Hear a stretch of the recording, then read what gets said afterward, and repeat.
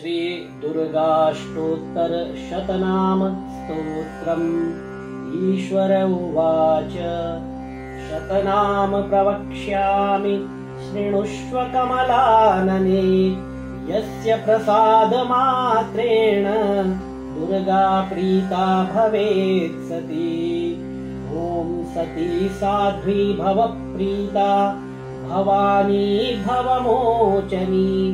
आर्या दुर्गा जया चाद्या त्रिनेत्रा शूलधारिणी। पिनाकधारिणी चित्रा चण्डघण्टा महातपाः। मनोबुद्धिरहङ्कारा चित्तरूपा चिताचितिः।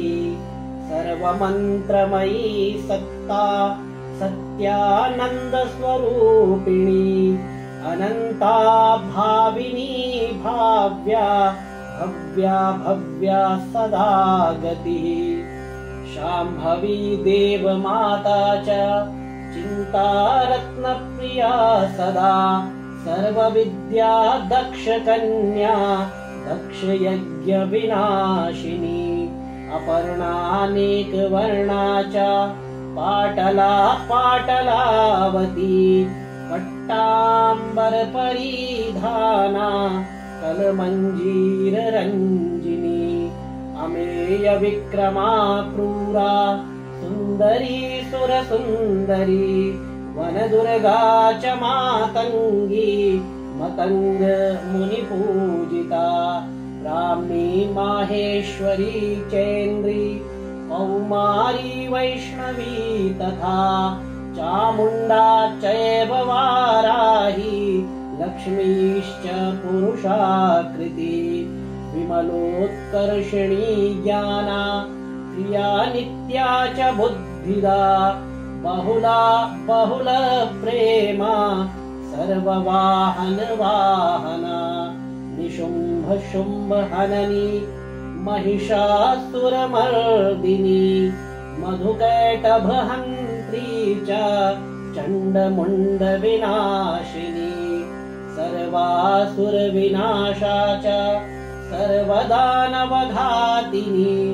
सर्वशास्त्रमयी सत्या सर्वास्त्रधारिणी तथा। अनेकशस्त्रहस्ता च अनेकास्त्रस्य धारिणी। कुमारी चैककन्या च कैशोरी युवती यतिः। अप्रौढा चैव प्रौढा च वृद्धमाता बलप्रदा। महोदरी मुक्तकेशी घोररूपा महाबला। अग्निज्वाला रौद्रमुखी कालरात्रिस्तपस्विनी। नारायणी भद्रकाली विष्णुमाया जनोदरी।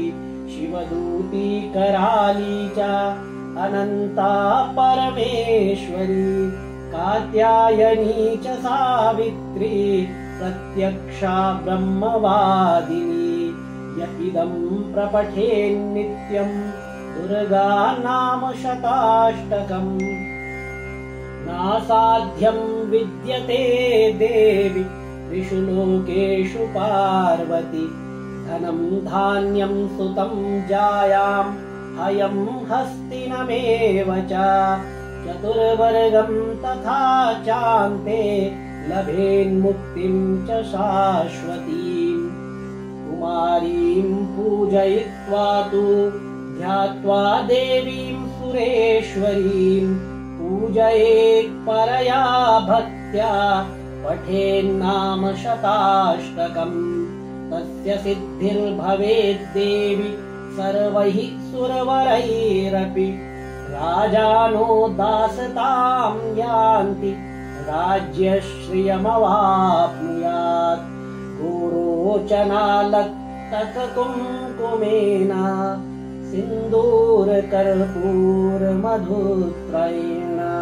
विलिख्य यन्त्रं विधिना विधिज्ञो भवेत् सदा धारयते पुरारी।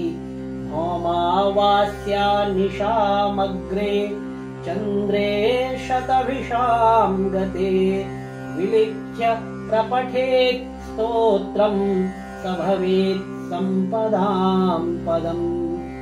श्रीविश्वसारतन्त्रे दुर्गाष्टोत्तरशतनामस्तोत्रम् समाप्तम्।